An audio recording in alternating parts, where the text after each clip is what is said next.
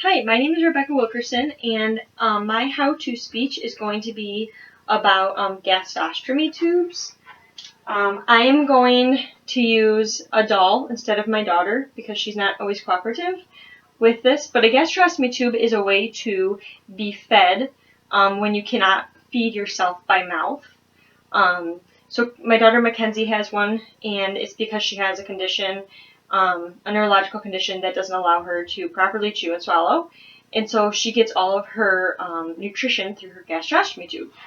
So I am going to use a doll for an example instead of Mackenzie. So I'm going to go through the steps on how to hook up the gastrostomy tube. So I'm going to show you here. This is what the tube itself looks like. This goes inside the skin, underneath the skin rather. This goes inside the stomach, and this is all you really see on the outside of the skin.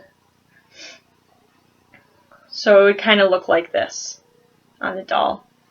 So to start off, the first thing we do is hook up an adapter. Adapters look something like this.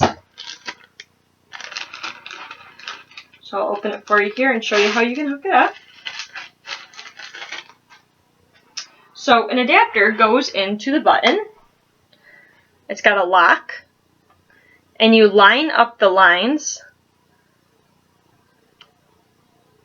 and turn, and this way you can put this, the formula into the syringe, and the syringe into the port. So if I was using my doll here, and this was in the doll, this would be hooked around. It's kind of made for a 2-year-old, not a little baby doll. But it would be hooked like this, and this would be hanging down. You would then use tape to tape it onto the stomach to hold it in place. After that, you make your formula. So this is Mackenzie's formula. We mix this with water. It is about 10 ounces of water and 8 scoops of formula, and that'll last her about a half a day worth of formula. These are the syringes we use. We fill them up to the 60 ml line, and we put them in the port. So let's say this was filled with formula.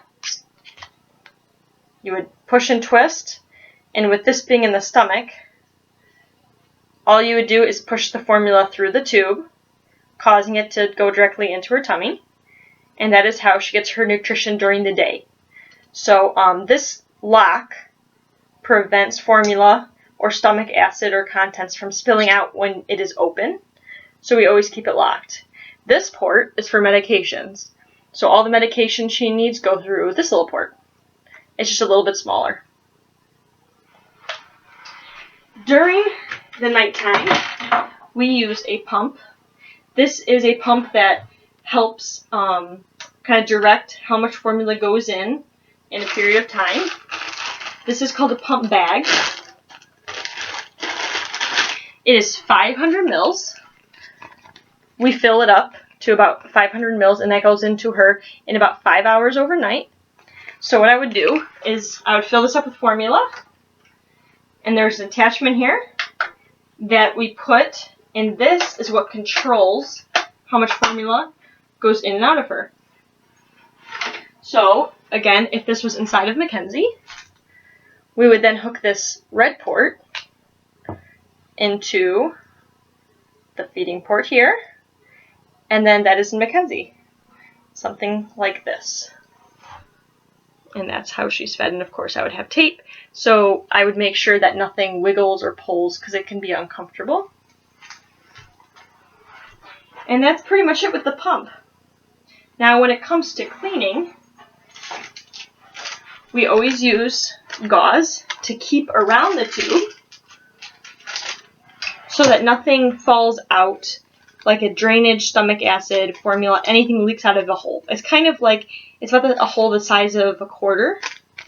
So what I would do to keep her clean and away from infection is I would take these gauze squares, and they have a little cut in them, and I would just put them like this. So that way it's catching whatever's going to come out of the little hole that the tube is into. and I just set it there, and it kind of just holds itself in, which is really nice. And we clean it about every 12 hours. We'll flush the tube with water. This piece here, this port, is what we flush.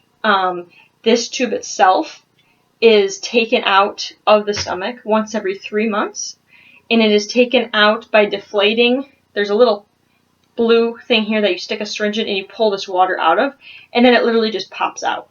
And then you just pop a new one in and fill up the balloon, and then it's inside of her, and it's clean because bacteria can grow in these. And the formula, obviously, if it sits in this for too long, it's also going to cause bacteria. So other than that, that is how you feed someone using a gastrostomy tube, and I hope you enjoyed my presentation.